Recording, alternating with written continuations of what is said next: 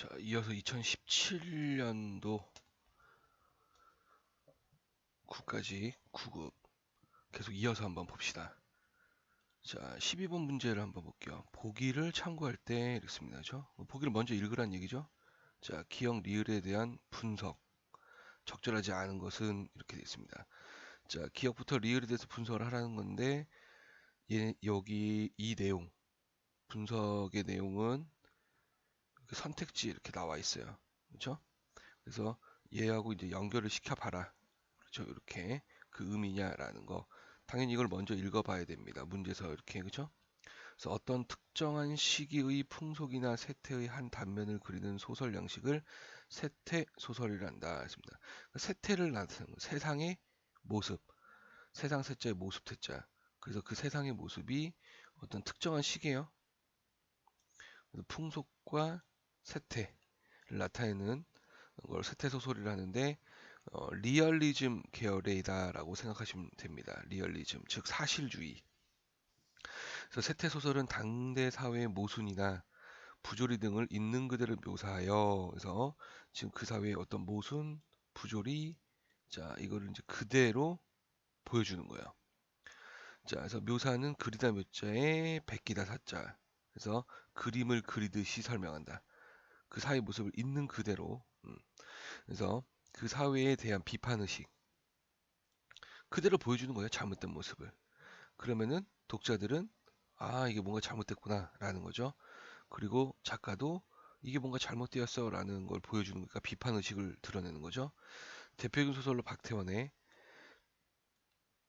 소설가 구보시 1일이라는 작품이 있습니다. 자, 이게 바로 소설가 구보시 1일 중에 이제 일부분에 해당을 합니다. 자, 먼저 배경 지식 형성 차원에서요.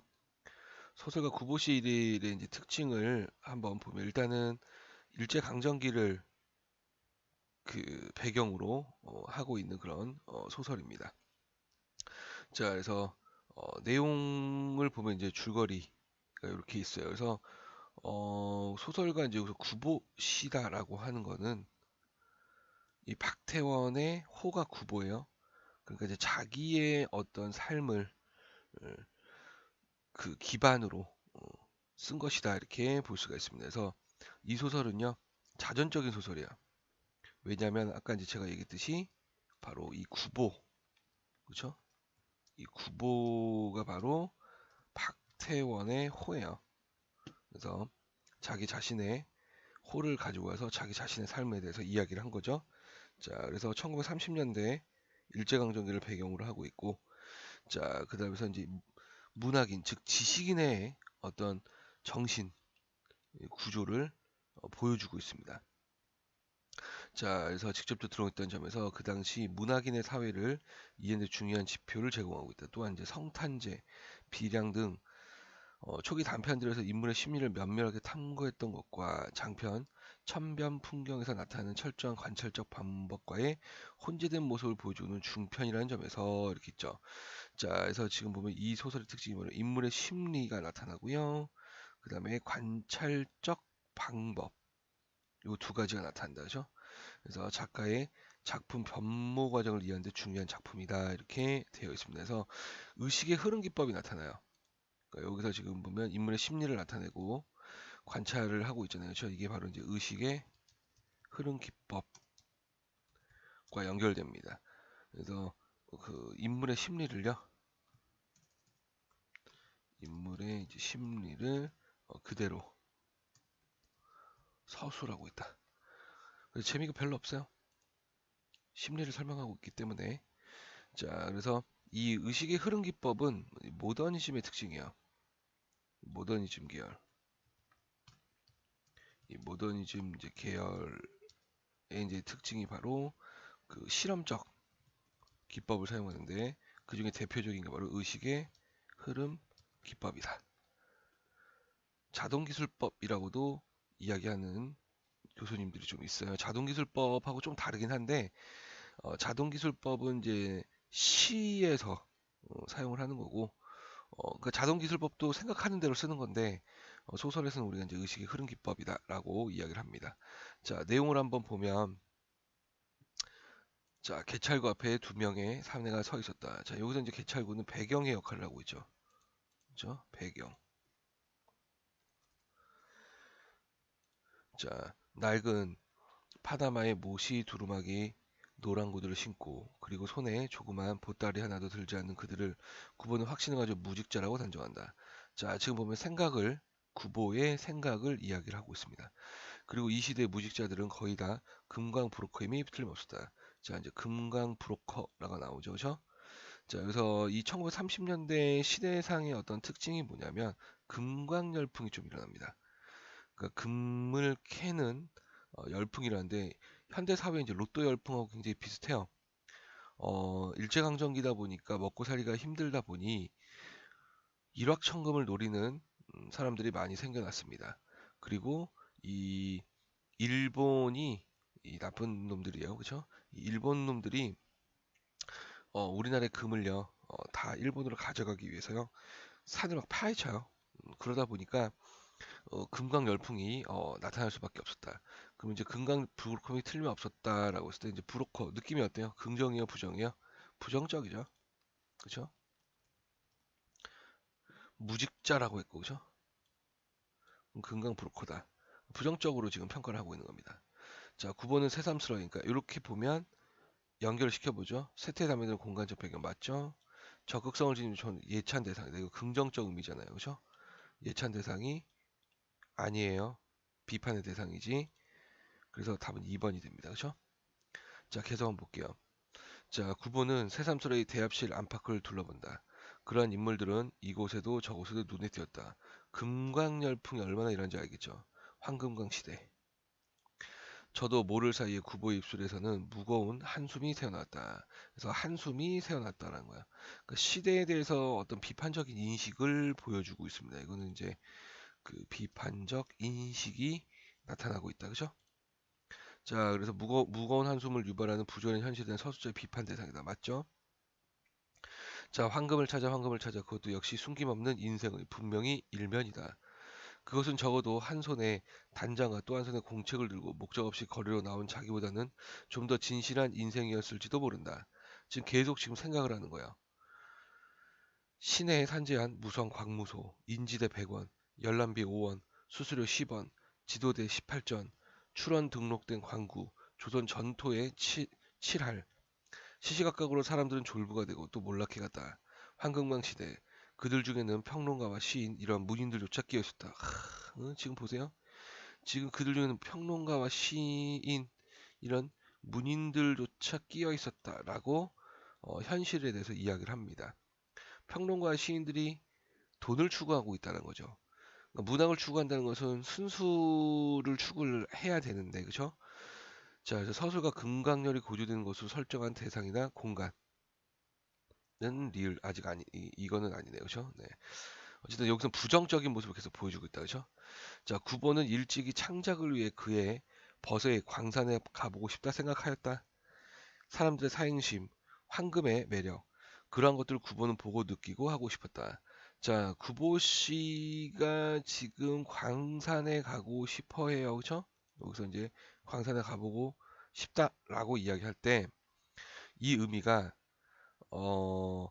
자기도 돈을 많이 벌고 싶다라는 그런 의미가 아니라 이런 사람들을 보고 느끼고 글을 쓰고 싶은 거야. 글감의 대상으로 관찰을 해서 쓰고 싶었다라는 겁니다.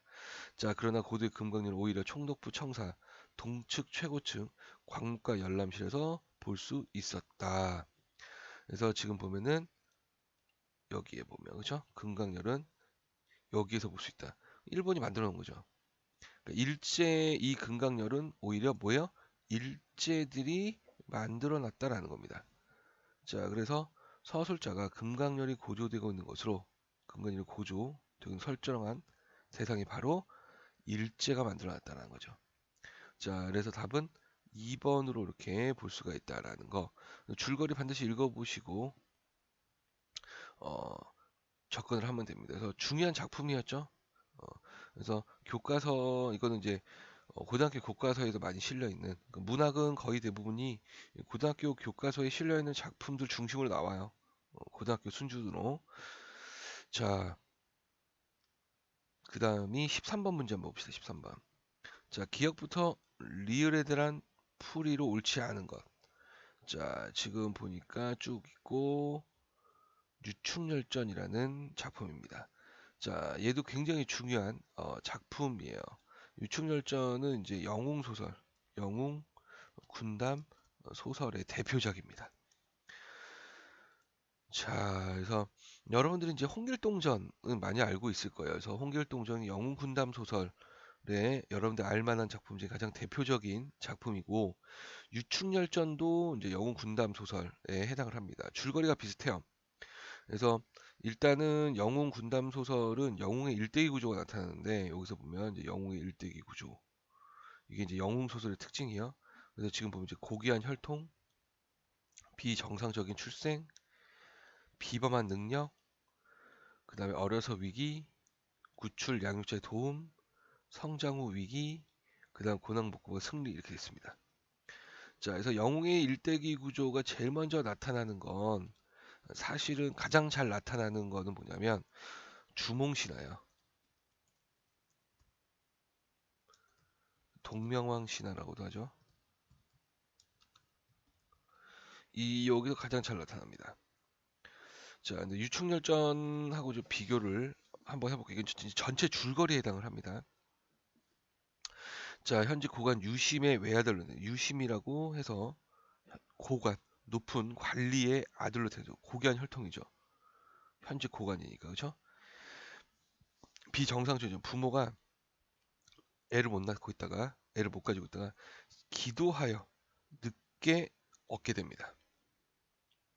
탁월한 비범한 능력이 이제 하강한 천상인이다. 그러니까 여기서 이제 나타나는 게 뭐냐면 적강화소예요. 적강화소. 이게 무슨 뜻이냐면 강자가 내리다 강자거든요. 그러니까 하늘의 존재가 땅으로 내려오는 거. 하늘에서 신선이 죄를 져서 현실로 내려와서 영웅적인 모습을 삼면서 다시 하늘로 올라가는 그런 내용입니다. 화소라는 것은 모티프인데 이야기 화자의 바탕소자예요. 그러니까 어떤 작품의 바탕이 되는 이야기를 우리가 화소 또는 모티프라고 이야기를 합니다. 그래서 유년기의 위기에서 간신 정한담에 의해서 죽을 위기에 처하게 되고요. 그러다가 이제 강희주를 만나서, 이게 구출자예요. 조력자, 사위가 되고 노승을 만나서 역시 이건 조력자가 되죠. 도수를 배우게 됩니다.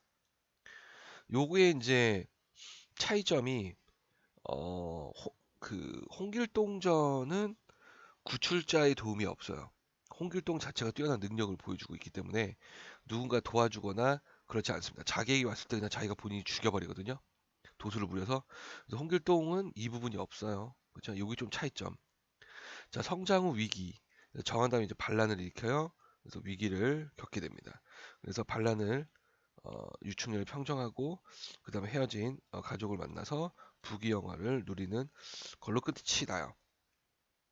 이 구조가 바로 영웅의 일대기 구조가 되는데, 동명왕신화, 주몽신화도 보면요, 고귀한 혈통이에요.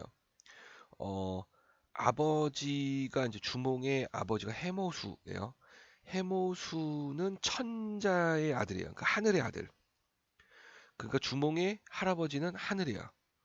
그리고 엄마가 유화 부인인데, 이 유화는 그 물의 신의 딸입니다. 그러니까 외할아버지는 물의 신이에요. 할아버지는 하늘이고 외할아버지는 물의 신이에요. 정말로 혈통이 쩔죠. 그렇죠? 자, 그리고 비정상적인 출생. 주몽이 어디서 태어났냐면 알에서 태어납니다. 그렇죠? 그래서 비정상의 출생이고 탁월한 능력을 가지고 있죠. 주몽이 활을 잘 쏘고 말타기에 뛰어납니다. 그렇죠? 그래서 어려서부터 활 쏘기 능했다. 그래서 그거를 그 부여에서는 주몽이라 불렀다. 그래서 이름이 주몽이 되는 거죠. 그래서 유년기에 이제 위기가 오죠. 그래서 이제 그 첫째 아들 대소 왕자, 이 왕자들 아홉 왕자들로부터 어, 그 죽임을 당할 위기에 처하죠. 그래서 이 주몽이 오이, 마리, 협보 이 셋을 데리고 도망을 칩니다. 그래서 유년시 이제 위기인데, 그럴 때 이제 주몽이 도망치다가 강을 하나 만나요. 자, 그 강에서 주몽이 이야기를 하죠. 나의 아버지는 천자에 대한 해모수고 나의 어머니는 물의 신에 따른 유아부인이다. 내가 위기에 처했으니 도와달라라고 했더니 물고기와 자라가 올라와서 다리를 만들어 줍니다. 그래서 어, 그 천우신조라고 하죠. 하늘 천자에 도우루자, 하늘이 돕고 신조, 신신자에 도울 조자. 그래서 신이 돕는다. 그래서 물고기와 자라가 다리를 만들어줘서 무사히 건너가죠. 그리고 이제 성장 후 위기. 그래서 어, 그 부여의 대소 왕자와 세력 다툼을 계속합니다. 그래서 그 세력 다툼에서 승리를 하죠. 그리고 고구려를 건국한다라는 내용. 그래서 영의 일대기 구조가 이렇게 나타나고 있다라는 거. 자, 그다음에 이제 유충열전의 이제 작가 의식이 또 하나 이제 중요한 게 뭐냐면 전체 이제 줄거리를 보면 유충열이 고귀한 혈통 집안의 아들이에요, 그렇죠?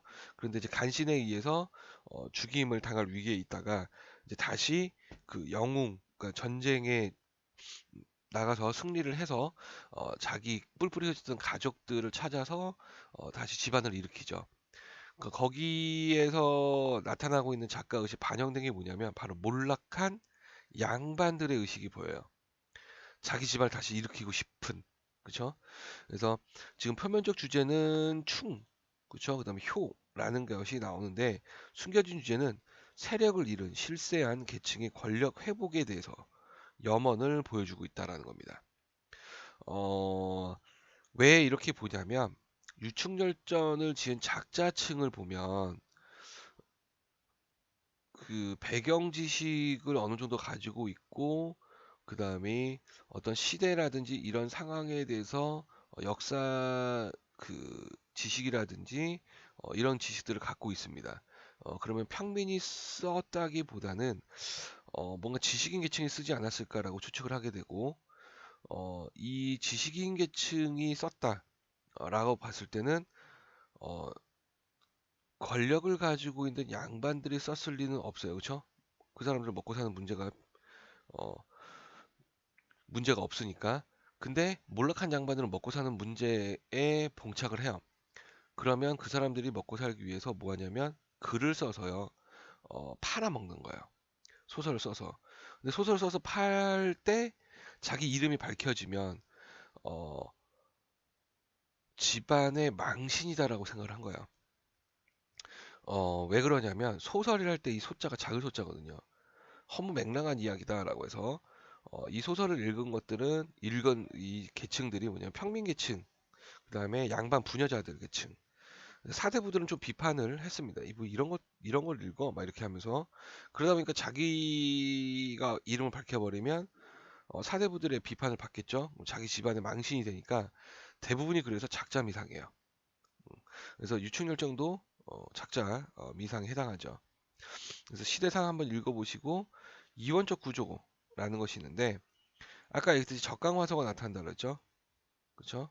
그러니까 천상계와 지상계로 나눠져 있다라는 거예요. 천상계와 지상계로 나눠져 있다. 나머지들은 읽어보시면은 도움이 될 거예요. 배경 지식. 이거는 이 작품뿐만 아니라 다른 작품에도 연결이 되니까. 자, 그럼 내용을 한번 봅시다. 자, 빌기를 다함에 지성이면 감천이라. 황천이들 무심할까라고 해서 이건 서술자의 개입 또는 편집자적 논평.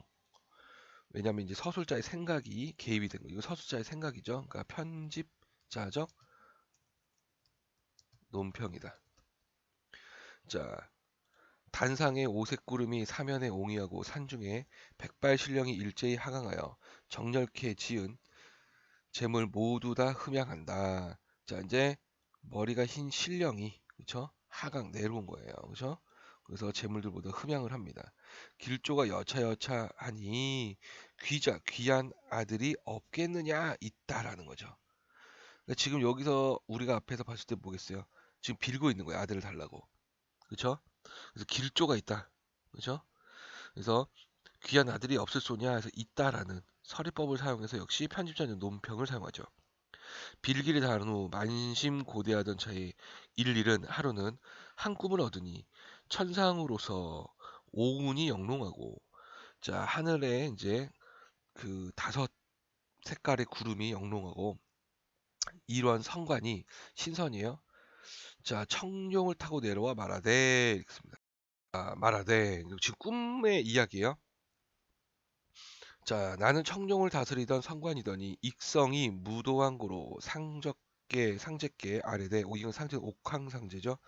익성을 취재하여 다른 방으로 귀양 보냈더니 익성이 이걸로 합심하여 배공루 잔치 시에 익성과 대전으로 상제전에 득지하여 인간의 내치심에 갈 바를 모르더니 남학상 신령들이 부인 댁으로 지시하기로 왔사오니 부인은 애휼하옵소서였습니다. 그러니까 이 성관이 이제 그 부인 댁으로 내가 내려갈 거다라는 거죠. 그러니까 이 아들이 바로 천상계의 존재다라는 거를 알려줍니다. 자, 하고 타고 온 청룡을 오운간에 방송하여 왈. 그래서 방송 보내는 거죠. 이루 풍진 중에 너를 다시 찾으려고. 풍진은 바람풍 먼지진.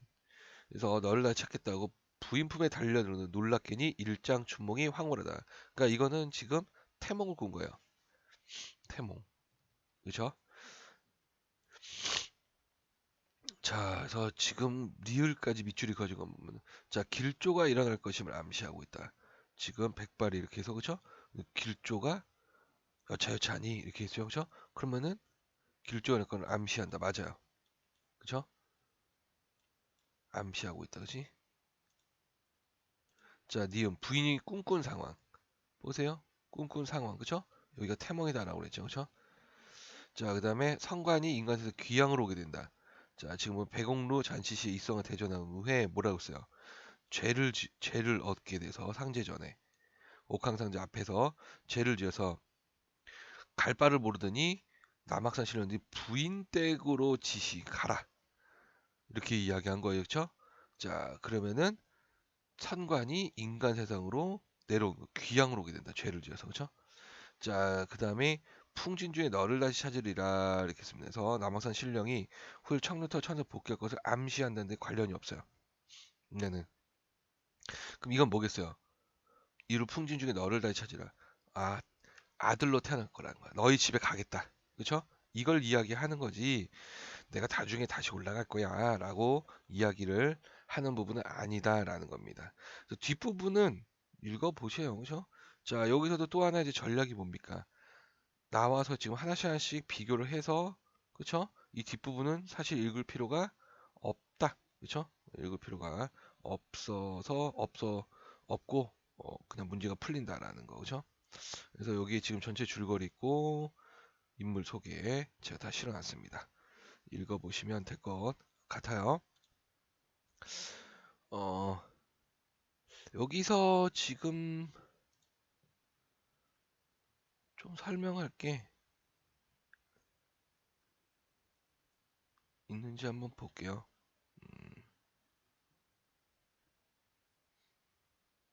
이거는 지금 다 뭐 특별하게 적강화소는 아까 설명했고 그쵸? 요것도 좀 어떤 이제 유충렬뿐만 아니라 다른 소설들 중에서도 이제 공간적 배경을 중국으로 설정한 중국을 배경으로 한 소설들이 좀 있어요. 그러니까 이제 소설 보면 우리나라를 배경으로 한 소설이 있고 중국을 배경으로 한 소설이 있습니다. 그래서 우리나라를 배경으로 한 소설이라면 굉장히 사실성이 높겠죠. 그렇죠? 근데 이제 중국을 배경으로 하게 되면 그때 당시 이제 중국에 대한 생각이 뭐냐면 굉장히 동경의 대상입니다. 그렇죠? 우리나라에 원숭이가 없잖아요. 한반도에는 중국에 원숭이도 있고 그러니까 없는 것들 코끼리도 있고 그래서 없는 것들이 존재하기 때문에 굉장히 동경의 대상이고 환상을 품게 되는 그런 나라였습니다. 그래서 중국으로 설정을 하게 되면요, 굉장히 흥미를 유발하게 돼요. 그래서 이 낯선 배경이 되잖아요, 그렇죠? 그래서 독자에게 어떤 낯선 느낌, 흥미 이런 것들을 주게 되고 그 다음에 우리나라를 이제 배경으로 해서 소설을 썼을 때 만약에 비판 의식이 나타나게 되면 임금이 가만히 있지 않겠죠. 너 뭐라고 그랬어? 지금 내가 정치를 잘못한 거야? 사약이 내려와요. 그렇죠? 근데 이제 우리나라 배경으로 하지 않고 중국을 배경으로 현실을 막 비판을 합니다. 그러면은 야, 너 지금 내가 왕이 얘기하는 거죠. 너 내가 지금 잘못했던 거 아니요? 이건 중국 얘기인데요. 라고 해서 사약으로부터 벗어날 수 있는 거예요. 그렇죠? 그래서 이 다루기 어려운 내용을 다룰 수가 있어요. 그리고 현실 비판을 좀 강하게 할 수가 있습니다. 이 중국으로 우리나라를 배경으로 하지 않고 다른 나라를 배경으로 한다면 흥미도 주지만 비판을 좀 더 강하게 할 수 있다. 그러니까 다루기 어려운 내용은 강한 비판, 현실에 대한 강한 비판을 할 수 있다. 자, 이것도 여러분들 이제 배경 지식으로 좀 알고 있으면 좋을 것 같아요. 시대상 그냥 읽어 보시면 되고, 네, 군담 소설 종류도 어렵지 않아요. 창작, 역사, 뭐 번역 군담 소설 이런 것들이 존재한다. 자, 이렇게 볼 수가 있겠습니다.